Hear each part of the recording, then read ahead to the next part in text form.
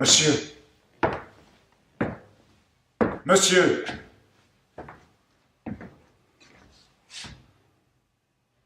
Est-ce vrai qu'on a changé Albin de quartier? Oui.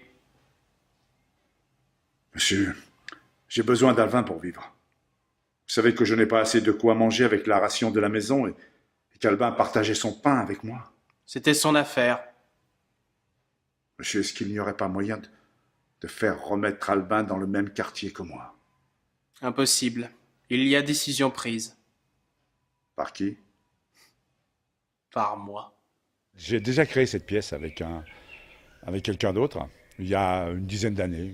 Mais pourquoi je l'ai lu. J'avais lu Les derniers jours d'un condamné de Victor Hugo. J'ai beaucoup joué aussi. Et puis Claude Gueux, il y a plus une histoire. Pour le public, j'aime bien quand il y a une histoire. Et puis derrière, on devine ce qu'il y a à deviner ou à comprendre. Le sujet m'intéressait, c'est la peine de mort. L'abolition de la peine de mort et puis en même temps le discours sur l'éducation. Claude avait 36 ans. Mais par moments, il en paraissait 50, tant sa pensée habituelle était sévère. Albin avait 20 ans. On lui en eût donné 17, tant qu'il y avait encore d'innocence dans le regard de ce voleur. Une étroite amitié se noua entre ces deux hommes. Une amitié de père à fils plutôt que de frère à frère. Albin était encore presque un enfant. Claude était déjà presque un vieillard. Ils travaillaient dans le même atelier. Ils couchaient sous la même clé de voûte. Ils se promenaient dans le même préau. Ils mordaient au même pain. Chacun des deux amis était l'univers pour l'autre. Il paraît qu'ils étaient heureux. Ce qui est intéressant, c'est encore d'actualité par rapport au fond du personnage, par rapport à l'éducation, le fait qu'il soit enfermé parce qu'il est obligé de voler pour nourrir sa famille. C'est quelqu'un qui n'a pas eu beaucoup de choses dans la vie, qui n'a pas été gâté. Et pourtant, il essaye de s'en sortir malgré la société qu'elle est. Et puis c'est encore d'actu aujourd'hui parce qu'on est dans une société on est obligé de survivre par rapport à tout ce qui se passe, aussi bien dans le domaine économique, politique, etc. Donc c'est ça qui m'a plu dans cette histoire-là, que c'est encore d'actualité. Il y a par le monde beaucoup de ces petites fatalités têtues qui se croient des providences.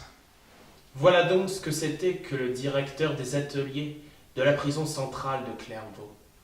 Voilà de quoi était fait le briquet avec lequel la société frappait chaque jour sur les prisonniers pour en tirer des étincelles. Alors déjà de découvrir un texte de Victor Hugo que je ne connaissais pas. Donc toujours pareil, la langue de Victor Hugo est extrêmement lisible dans la bouche de Bernard et de Sean.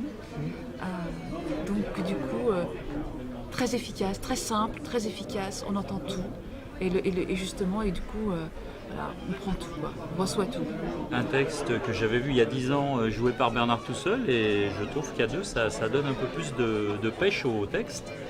Et le texte est toujours autant d'actualité quand on regarde tout ce qui se passe aujourd'hui.